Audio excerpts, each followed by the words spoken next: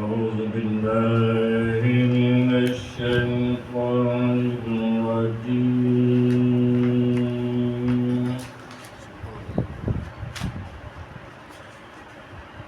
بسم الله الرحمن الرحيم.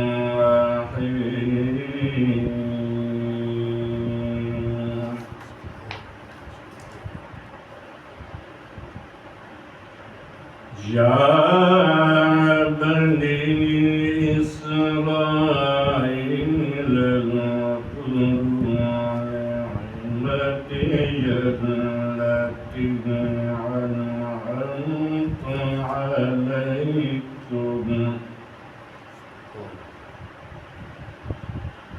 وأني فضلتكم على العالمين.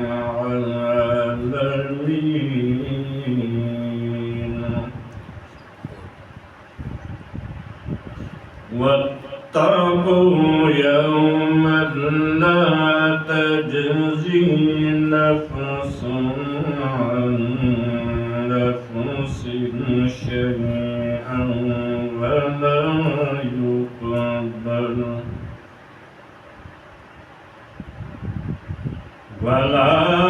يقبل منها عدل ولا تنفعها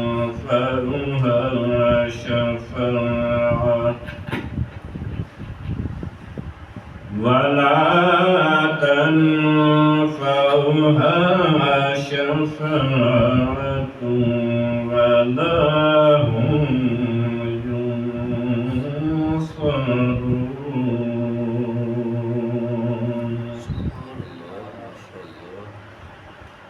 وإذ ابتلى إبراهيم ربه بكلمات فأتمهن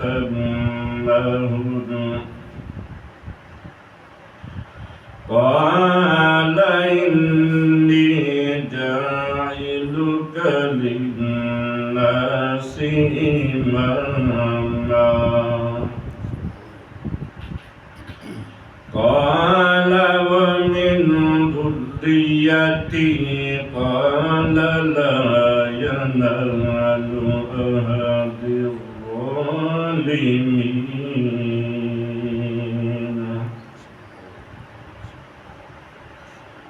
وإذ جعلنا البيت مثابة للناس وأمنا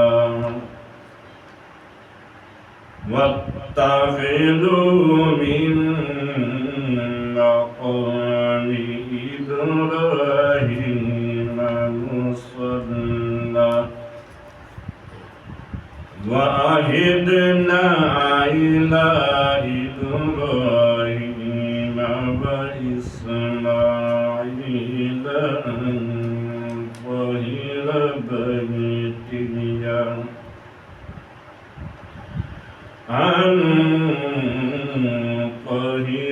بيتي للطائفين والعاكفين والركع السجود. وإذ قال إبراهيم رب اجعل هذا بلدا آمنا وارزق أهله من الثمرات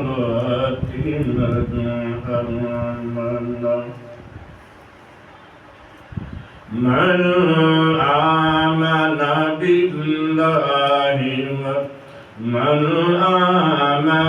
منهم بالله واليوم الآخر. قال ومن كفر فأمتعه قليلا ثم أضطره إلى عذاب النار. وبئس المصير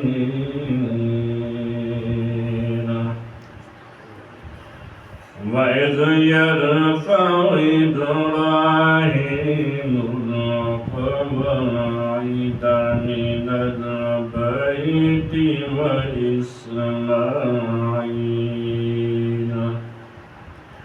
ربنا تقبل منا إنك أنت السميع العليم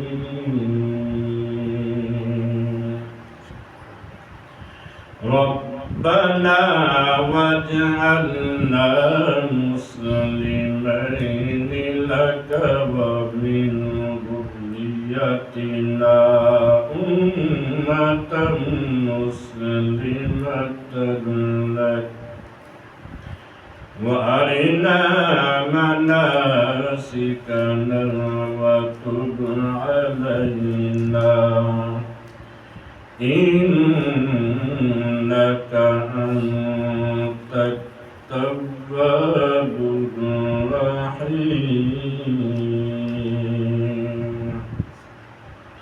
ربنا وابعث فيهم رسولا منهم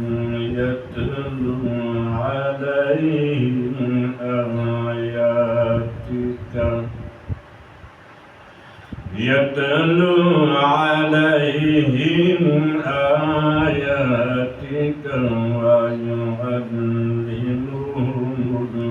الكتاب والحكمة ويزكيهم إنك أنت العزيز الحكيم